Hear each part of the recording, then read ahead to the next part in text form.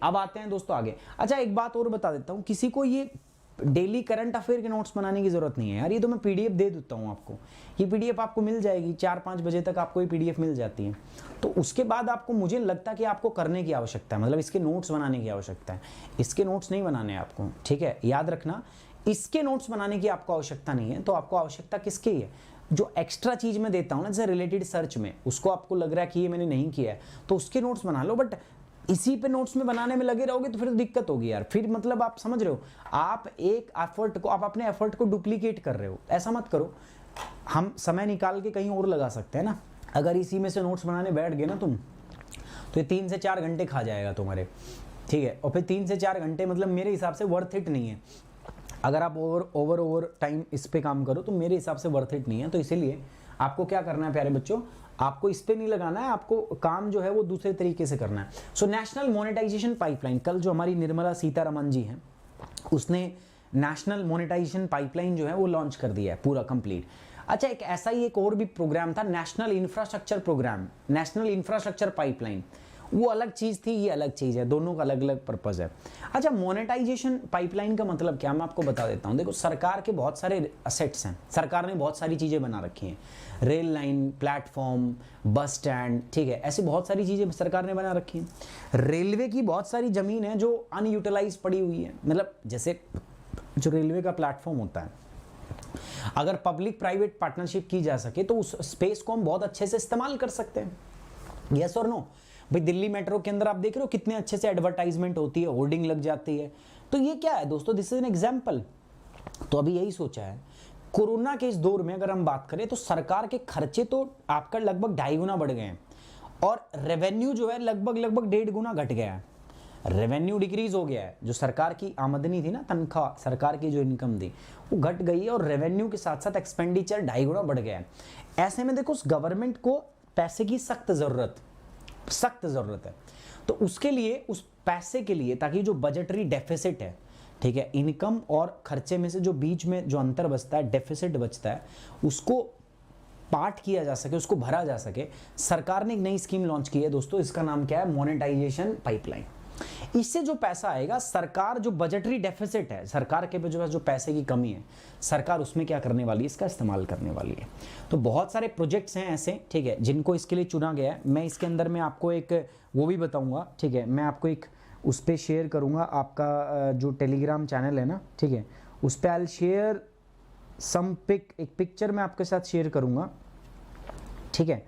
और उस पिक्चर में क्या होगा ना, बेसिकली आपको पोटेंशियल के बारे में पता चलेगा, किस सेक्टर से कितना कितना जो है हम सोच रहे हैं, ठीक है। तो वो मैं अभी आपको शेयर करूंगा, ठीक है, डोंट वरी, अभी मैं आपको शेयर कर दूंगा आपके टेलीग्राम चैनल के ऊपर। तो उसके बारे में देख लेते हैं, थोड़ा सा समझ लेते हैं, बात कर लेते हैं, पढ़ लेते हैं, ठीक है, अभी बात कर लेते हैं, ठीक है ना, ठीक है। सो नेशनल मोनेटाइजेशन पाइपलाइन, अब मेरी बात समझे, मैं क्या कह रहा हूं दोस्तों, ये ऐसा अकेला इंडिया नहीं है जिसने किया, बहुत दुनिया के बहुत सारे ऐसे देश हैं जो ऑलरेडी इसको सक्सेसफुली इंप्लीमेंट कर रहे हैं, अच्छे अच्छे लेवल्स पे वो इंप्लीमेंट कर रहे हैं। इसमें क्या करने वाले हैं हम, जो ऑलरेडी हमने एसेट बना रखे हैं, ठीक है, हमने बहुत सारे एसेट क्रिएट कर रखे हैं, बस हमें क्या करना है, उन एसेट्स का मैक्सिमम यूटिलाइजेशन करना है, ज़्यादा से ज़्यादा हम उसको इस्तेमाल करना चाहते हैं।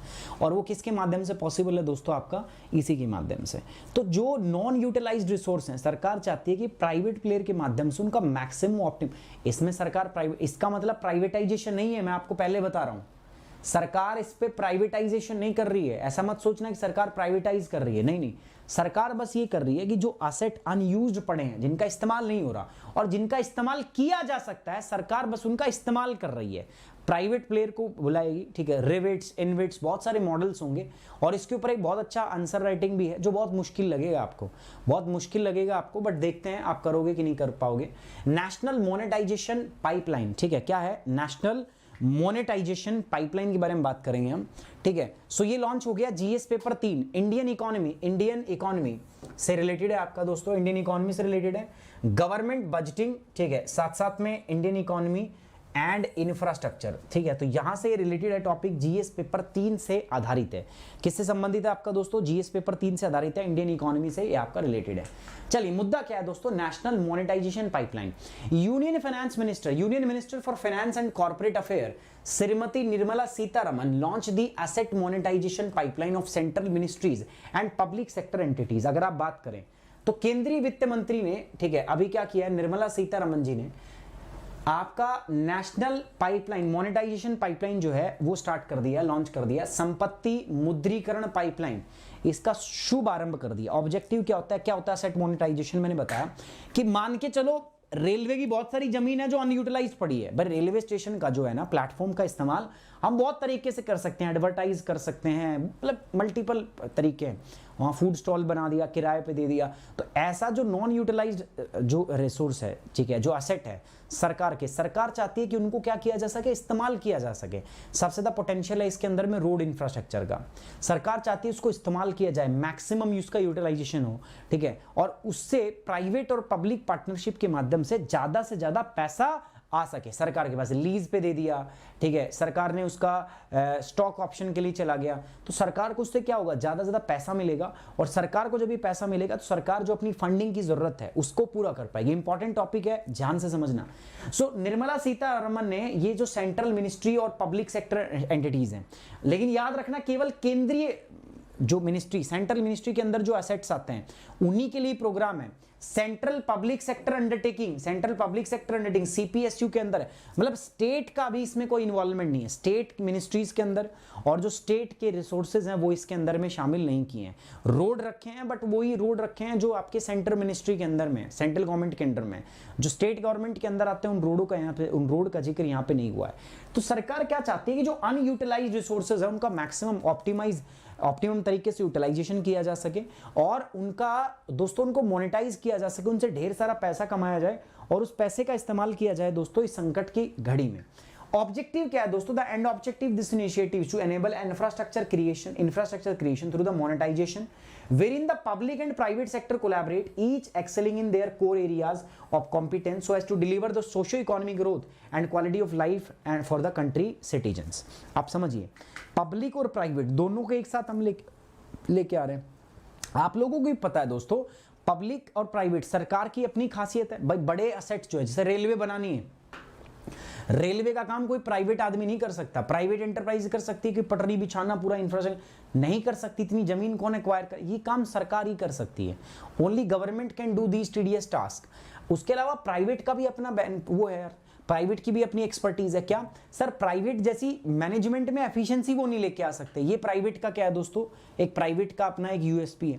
तो पब्लिक प्राइवेट को हम एक जगह पे लेके आ रहे हैं। जो अनयूटिलाइज्ड रिसोर्स थे हमारे, असेट मोनेटाइजेशन में हम यही कर रहे हैं कि जो असेट थे हमारे पास, जो हमारे असेट्स थे, जो सरकार के अलग अलग असेट्स थे, उनको जो अंडर यूटिलाइज थे उनको इस्तेमाल कर रहे हैं हम दोस्तों, किसके माध्यम से? इस मोनेटाइजेशन पाइपलाइन के माध्यम से। समझ में आई बात आपको? Public private both on the same platform. इससे क्या होगा दोस्तों? पैसा आएगा, उस पैसे को फर्दर हम दूसरा इंफ्रास्ट्रक्चर क्रिएट करने में, विजय केलकर कमेटी बनी थी 2013 में, तब उसने इस प्रकार की चीज का रिकमेंड किया था 2013 के अंदर, और हम इंप्लीमेंट कब कर रहे हैं दोस्तों? 2021 के अंदर। तब भी ये बात बोली गई थी कि इसका आप इस्तेमाल कर सकते हो, you can tap these resources, asset monetization.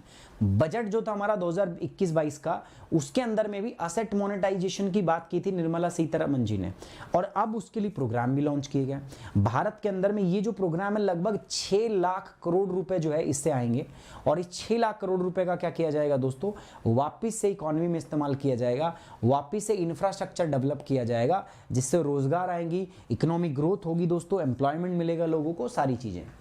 ठीक है। The pipeline has been developed by the NITI Aayog. ये पूरा जो प्रोग्राम है आपको पता है थिंक टैंक नीति आयोग ही है, तो नीति आयोग ने जो अलग अलग मिनिस्ट्रीज हैं उनके साथ मिलकर इस पूरी पाइपलाइन को क्रिएट किया है।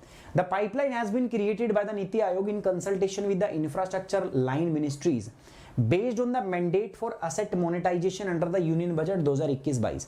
हमारा जो केंद्रीय बजट था ना दोस्तों, ठीक है, 2020-21, उसके तहत में हमने टारगेट रख दिया था कि हमें असेट का मुद्रीकरण करना है, असेट का हमें मोनेटाइजेशन करना है। ठीक है, मतलब क्या है कि जो असेट हमारे पास अनयूज्ड पड़ा है उसको हमें मोनेटाइज करना है भाई, उससे हमें पैसा चाहिए कैसे रहेंगे सरकार, लेकिन इसका मतलब कतई नहीं कि सरकार उसको बेच रही है, प्राइवेट कर रही है ना, वो मतलब नहीं है। ठीक है, तो ये बजट के टारगेट को पूरा करते हुए ये असेट मोनेटाइजेशन पाइपलाइन हमने लॉन्च की है और नीति आयोग ने इसको पूरी इसकी रूपरेखा तैयार की है। National monetization pipeline estimates aggregate monetization potential 6 lakh crore through the core assets of the central government. Brownfield infrastructure, ये ध्यान रखना आपको, ब्राउन फील्ड इंफ्रास्ट्रक्चर का मतलब क्या, देखो ग्रीन फील्ड का मतलब होता है एकदम नया चकाचक, कि अभी जो नया प्रोजेक्ट बनेगा उसके अंदर मोनेटाइजेशन नहीं, ये उसकी बात ये जो ऑलरेडी बन चुका है, जो ब्राउन फील्ड है मतलब ऑलरेडी उसमें इन्वेस्टमेंट हो चुकी है सरकार की, सरकार ने ऑलरेडी काम स्टार्ट कर दिया है। तो ऐसा कोई भी प्रोजेक्ट अगर है सरकार के पास तो उसके माध्यम से सरकार उसको मोनेटाइज करेगी, उसके माध्यम से सरकार पैसा कलेक्ट करने की क्या करेगी दोस्तों, कोशिश। तो यहां पर ब्राउन फील्ड प्रोजेक्ट्स है। ब्राउन फील्ड क्या होते हैं दोस्तों, मैंने आपको बता दिया, ब्राउन फील्ड जो इंफ्रास्ट्रक्चर प्रोजेक्ट्स होते हैं जिसमें ऑलरेडी सरकार इन्वेस्टमेंट कर चुका है उसको ब्राउन फील्ड बोलते हैं। ग्रीन फील्ड मतलब नया चकाचक एकदम नई जगह पे नया प्रोजेक्ट स्टार्ट है, उसको बोलते हैं ग्रीन फील्ड। सो याद रखना दोस्तों, इसका पोटेंशियल है 6 लाख करोड़। इसका मानना है कि जो हमारे पास ऑलरेडी एग्जिस्टिंग इंफ्रास्ट्रक्चर जो प्रोजेक्ट्स हैं, हमारे पास एसेट्स हैं, उनसे लगभग हम 6 लाख करोड़ रुपए जो है दोस्तों वो क्या कर सकते हैं दोस्तों, जनरेट कर सकते हैं through this national pipeline infrastructure के माध्यम से फॉर द फाइनेंशियल ईयर 2022 से 25। ये 22 से 25 का टारगेट है, 22 से 25 मतलब इन 3 सालों के बीच में we can generate almost 6 lakh crore rupees. ठीक है, हम इतने रुपीस क्या कर सकते हैं दोस्तों, जनरेट कर सकते हैं। This is the key detail, है ना, ये आपको समझ में आ रही बात दोस्तों मेरी बात, ठीक है, are you getting my point or not, ठीक है, ये समझ में आ गई आपको बात, कोई बात नहीं, बाद में देख लेना यार, रिकॉर्डेड देख लेना, स्कूल जाओ कोई टेंशन नहीं है। Asset monetization जो है ना, is based on the philosophy of creation through monetization is aimed to tapping the private sector investment for the new infrastructure creation. हमने ऑलरेडी रेलवे लाइन बिछा रखी है, प्लेटफॉर्म बना रखे हैं, हम बस प्राइवेट प्लेयर को बुला रहे हैं, ठीक है, कि आ जाओ और तुम जो कर सकते हो ना, ये इंफ्रास्ट्रक्चर है ऑलरेडी सरकार ने क्रिएट कर रखा है, तुम जो कर सकते हो कर लो, लीज पे ले लो, रेंट पे ले लो, ठीक है, कुछ भी करो, लेकिन तुम उससे हमें क्या दो, पैसा निकाल के दो। और वो पैसा सरकार किस में इस्तेमाल करेगी दोस्तों, ऑप्टिमम यूटिलाइजेशन, अधिकतम इस्तेमाल जो होता है दोस्तों वो हो पाएगा इससे। तो ये प्राइवेट सेक्टर की जो इन्वेस्टमेंट है उसको खींचने का एक तरीका है सरकार का। This is necessary for creating the employment opportunity. Obvious बात है, जब यहां से पैसा आएगा तो नए इंफ्रास्ट्रक्चर प्रोजेक्ट चलाएगी सरकार, ठीक है, नए प्रोजेक्ट चलाएगी तो जीडीपी में इन्वेस्ट होगा, ग्रोथ होगी, ठीक है भाई, डिमांड बढ़ेगी। अब इंफ्रास्ट्रक्चर बनने, मान लो रोड हाईवे बनेंगे तो दोस्तों डिमांड भी आएगी, स्टील की डिमांड आएगी, या जो और लोह है आपका इस्पात उद्योग उसमें डिमांड होगी, और उसके हिसाब से क्या होगा, कंस्ट्रक्शन वर्कर वगैरह, तो एम्प्लॉयमेंट जनरेट होगी कि नहीं होगी, ठीक है, तो एम्प्लॉयमेंट जनरेट होगी दोस्तों इससे, तो इकोनॉमिक ग्रोथ बढ़ेगी दोस्तों, ठीक है। तो ये इसमें एक वेलफेयर मीजर्स के रूप में भी आप इसको ले सकते हो। कहने का मतलब है इससे सरकार जो हमारी इकोनॉमी है उसके अंदर में भी विकास होगा। Monetization through this investment and monetization of non core assets have not been included in the NMP. हम याद रखेंगे क्या कि हम डिसइन्वेस्टमेंट नहीं कर रहे हैं, ठीक है, हम विनिवेश नहीं कर रहे हैं, याद रखोगे, हम विनिवेश नहीं कर रहे हैं, याद रखना, we are not going to do disinvestment, हम डिसइन्वेस्टमेंट नहीं कर रहे हैं, हम डिसइन्वेस्टमेंट, हम विनिवेश नहीं कर रहे हैं दोस्तों। साथ ही साथ में जो हमारे नॉन कोर एसेट्स हैं, ठीक है, तो कोर एसेट्स होते हैं, नॉन कोर होते हैं, कोर मतलब मेन, नॉन कोर जो मेन नहीं है, तो हम नॉन कोर एसेट्स इसको शामिल नहीं कर रहे हैं, हम सिर्फ और सिर्फ कोर एसेट्स ले रहे हैं, है ना। हम क्या कर रहे हैं दोस्तों, कोर एसेट्स को इस्तेमाल कर रहे हैं दोस्तों इसके अंदर।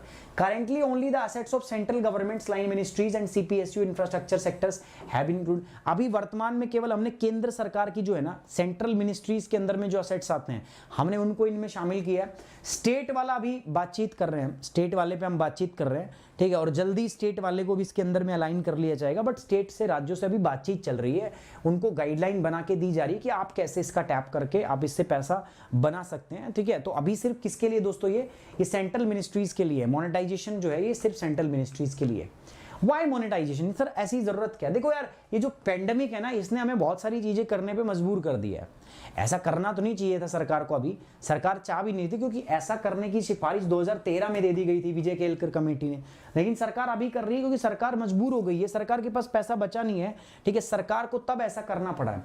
टोटल एक्सपेंडिचर जो है सरकार का दोस्तों वो लगभग 34.50 ट्रिलियन हो गया है दोस्तों, एज अगेंस्ट द 30 ट्रिलियन। सरकार का एस्टिमेट था कि 30.42 ट्रिलियन होगा, लेकिन सरकार का खर्चा दोस्तों जंप करके इतना हो गया है। साथ ही साथ में दोस्तों अगर मैं दूसरे साइड बात करूं तो सरकार का रेवेन्यू घट गया है, सरकार का राजस्व घट रहा है, सरकार का खर्चा जो है बढ़ गया दोस्तों। 30.42 ट्रिलियन सरकार का खर्चे का अनुमान था, जो बढ़ के इतना हो गया। तो ऐसे के अंदर में इस महामारी ने दोस्तों मजबूर कर दिया है सरकार को इस प्रकार का मोनेटाइजेशन करने के लिए, ठीक है। उसके अलावा हम बात करेंगे दोस्तों as a result total borrowing. अब देखो सरकार का खर्चा ज्यादा हो रहा है, सरकार ने सोचा था इतना खर्चा होगा, अब इतना हो रहा है, ठीक है, चलो खर्चा बढ़ गया, इतना सोचा था इतना हो गया। अब दूसरी ओर सरकार का रेवेन्यू भी घट रहा है। अब सरकार ये पैसा कहां से लाएगी? उधार मांग के, या तो देश में से उधार मांगे या बाहर से उधार मांगेगी। अब उधार मांगने पे सरकार की उधारी भी बढ़ रही है, सरकार की उधारी जो है वो 2.5 गुना बढ़ गई है दोस्तों, टोटल बोरिंग 2.5 गुना। अब ये जो उधारी है इस पे इंटरेस्ट भी जाएगा, ये देना भी, उधारी भी एक टाइम पे वापस करना है। चलो उधारी तो बाद में दे देंगे जब इकोनॉमी ग्रो करेगी हमारी, दोबारा पैंडेमिक खत्म हो जाएगा। लेकिन अगर मैं बात करूं तो एक तो पैंडेमिक खत्म होने का नाम ले लिया, दूसरा इंटरेस्ट तो जाएगा ना भाई, इंटरेस्ट तो जाए, तो उधारी भी हमारी क्या हो रही है दोस्तों? बढ़ रही है, ठीक है। इंटरेस्ट जो है हमारा वो हमें एक्स्ट्रा पे करना पड़ रहा है। तो ये सारी प्रॉब्लम है और इनकी वजह से दोस्तों ऐसा करना पड़ रहा है। अच्छा, ऐसा करके हम कितना कमा लेंगे, ठीक है, ऐसा करके हम कितना कमा लेंगे और कौन से सेक्टर ज्यादा दे रहे हैं?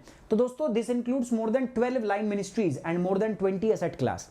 हमने इसके तहत में दोस्तों 20 मिनिस्ट्रीज को इंक्लूड किया, 20 मिनिस्ट्रीज को शामिल किया है। मैं एक पिक्चर आपके साथ शेयर कर रहा हूं टेलीग्राम के ऊपर, ठीक है, मैंने टेलीग्राम पे आपके साथ एक पिक्चर शेयर की है दोस्तों, आप उस पिक्चर को बाद में आराम से देखना, किस किस मिनिस्ट्रीज को हमने इसके अंदर में शामिल किया है। अगर आप देखोगे तो आपको पता चलेगा, देखो रोड है, रेलवे है, power transmission, power generation, natural gas pipeline, product pipeline offer, उसके बाद टेलीकॉम, उसके बाद वेयर हाउसिंग, उसके बाद माइनिंग, एविएशन, पोर्ट और स्टेडियम। सबसे ज्यादा जो पोटेंशियल है दोस्तों वो रोड में है, 1,60,200 करोड़ रुपए का मतलब आने की संभावना है उससे। अब जब हम असेट मोनेटाइजेशन पाइपलाइन जो हमने लॉन्च किया है, रोड सेक्टर के मोनेटाइजेशन से हम 1,20,000 करोड़ रुपए जो है सरकार को मिलने की संभावना है। मैंने आपके उस पर शेयर कर दिया, 1,60,200 करोड़ रुपए की संभावना है, मैंने आपके टेलीग्राम पे शेयर किया, एक बार आप देखेंगे तो आपको पता चलेगा, ठीक है, एक बार आप देखेंगे तो आपको पता चलेगा, ठीक है। डन? नहीं रितु, मैं वहां से नहीं हूं, ठीक है, महेंद्रगढ़ के पास राठीवास से नहीं हूं मैं, ठीक है। चलिए, एस्टिमेटेड पोटेंशियल कितना है? This includes more than 12 line ministries and more than 20 asset class. तो आप देख रहे हो 12 मंत्रालय हैं इसमें, 12 मिनिस्ट्री। 12 मिनिस्ट्री कौन कौन सी है मैंने जस्ट अभी आपको गिनवाई, और 20 एसेट क्लास है जिसको हमने इसके अंदर में इंक्लूड किया है। इस सेक्टर में अगर मैं बात करूं तो road, port, airport, railway, warehouse, gas products pipeline, power generation, transmission, mining, telecom, stadium, hospitality, housing, कुल मिला के 12 मिनिस्ट्री, ठीक है, 12 मिनिस्ट्री हैं इसके अंदर, 12 मिनिस्ट्री के और 20 क्लास मतलब 20 प्रकार के असेट हमने इसके अंदर शामिल किए हैं। द टॉप 5 सेक्टर्स जो होते हैं दोस्तों, वो टॉप 5 सेक्टर में कौन है? रोड सबसे ऊपर है, 27% पैसा रोड सेक्टर से ही आएगा अकेले, आप देख लो, ठीक है। 27% पैसा हमारे पास सिर्फ कहां से आ रहा है? रोड सेक्टर से, 1,60,200 करोड़। रोड के बाद दूसरे नंबर पर आ रहा है रेलवे, रेलवे से बहुत आ रहा है 25%, कितना आ रहा है टोटल? 1,52,496 करोड़ रुपए यहां से आ रहा है। पावर सेक्टर से 15%, कितना आ रहा है? पावर सेक्टर से अगर हम बात करें तो 45,200 करोड़, ठीक है। तो ये सारा मैंने आपको दिया हुआ, आप देख लेना। तो these are the top 5 sector जिनसे असेट मोनेटाइजेशन से पैसा आएगा। सर कमेटी भी बनी थी क्या इस पे? कोई ऐसे सवाल बहुत पूछे जाते हैं कि क्या कमेटी थी इसके ऊपर? हाँ, इसके ऊपर कमेटी बनी थी ना, 2013 में कमेटी थी जिसका नाम था दोस्तों आपका, ठीक है, असेट मोनेटाइजेशन की कमेटी जिसका नाम था विजय केलकर कमेटी। तो जो हमारी विजय केलकर कमेटी है वो इसी पे थे, उसी ने बताया था फिस्कल कंसोलिडेशन के ऊपर 2012 में। उसने सजेस्ट किया था कि हमें इस प्रकार से गवर्नमेंट को रिसोर्स मोबिलाइज करना चाहिए, सरकार को इस प्रकार से रिसोर्स मोबिलाइजेशन करना चाहिए। The committee has suggested that the government start monetization. उस टाइम पे बोला था कि सरकार को असेट मोनेटाइजेशन करना चाहिए, ठीक है। तो उस समय बोला था फाइनेंशियल नीड को पूरा करने के लिए, उस समय सरकार के पास पैसा था, सरकार को अब लगा कि अब तो जरूरत है, तो सरकार ने अब इसका इस्तेमाल कर लिया, ठीक है। तो ये था हमारे पास कंप्लीट किसके बारे में? इस प्रोजेक्ट के बारे में। सारी एंगी बैंगी जितनी भी डिटेल थी सारी मैंने इसमें दे दी है। कुछ काम आपको करना है प्यारे बच्चों, आपने सुना है नेशनल इंफ्रास्ट्रक्चर पाइपलाइन, ये आपको करना है। नेशनल इंफ्रास्ट्रक्चर पाइपलाइन के अलावा रिविट्स, इनविट्स एंड मॉडल कितने होते हैं मोनेटाइजेशन ऑफ एसेट्स। जब आप ये कर लोगे ना, तीनों चीजों पे आप काम करोगे। अच्छा, जो बच्चा इसको ढूंढ लेगा, अच्छे से पढ़ लेगा, वो आराम से अपना जो मेंस का आंसर है वो भी लिख पाएगा। मेंस आंसर राइटिंग इसी पर बेस्ड है। तो नेशनल इंफ्रास्ट्रक्चर पाइपलाइन क्या होता है, ये पुराना प्रोग्राम है, ठीक है, 1 साल पुराना प्रोग्राम है जो लॉन्च किया गया था।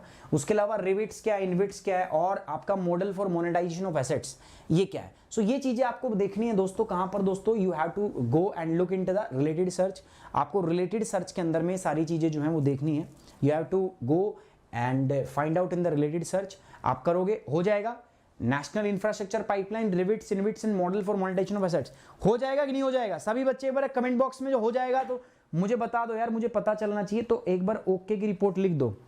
अगर हो जाएगा तो कमेंट बॉक्स में लिख दो सर ओके की रिपोर्ट है, ठीक है। और एक बार यार गाइज, जिन बच्चों ने वीडियो को लाइक कर दिया, थैंक यू वेरी मच यार, थैंक यू।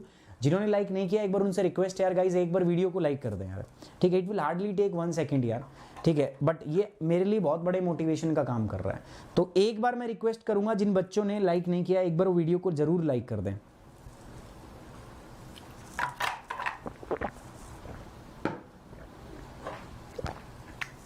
चलिए आगे बढ़े। इसके अलावा आते हैं दोस्तों, ये हमारे शास्त्री जी। उसके अलावा बात करते हैं प्रीलिम्स के ऊपर। तो प्रीलिम्स में दोस्तों नेशनल इंफ्रास्ट्रक्चर पाइपलाइन से सवाल आ सकता है, नेशनल मोनेटाइजेशन पाइपलाइन, दोनों अलग अलग हैं लेकिन सेम सेम लगेंगे, तो इसलिए कंफ्यूजन हो सकता है। रिविट्स और इनविट्स ये पढ़ लेना, ये इंपॉर्टेंट है। रिविट्स इनविट्स अगर आप करोगे ना, तो अपने मेंस आंसर राइटिंग का जो है आज का जो सवाल है ना, इस पे आप जवाब दे पाओगे। मेंस आज का सवाल क्या है, ठीक है, बताइए। आज का सवाल आपकी स्क्रीन पर है, ठीक है। सवाल क्या है दोस्तों, what is asset monetization and what strategy should be followed by the government in the monetization of the asset, ठीक है। ये क्या है, संपत्ति मुद्रीकरण क्या है, संपत्ति के मुद्रीकरण में सरकार को अपनी क्या रणनीति अपनानी चाहिए, तो ये आपको बताना है, ठीक है।